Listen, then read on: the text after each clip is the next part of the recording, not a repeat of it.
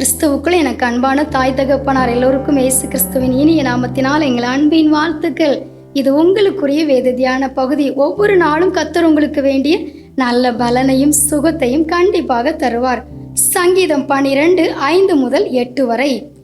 ஏழைகள் பாழாக்கப்பட்டது நிமித்தமும் எளியவர்கள் விடும் பெருமூச்சு நிமித்தமும் நான் இப்பொழுது எழுந்து அவன் மேல் சீறுகிறவர்களுக்கு அவனை காத்து சுகமாயிருக்க பண்ணுவேன் என்று கர்த்தர் சொல்லுகிறார்.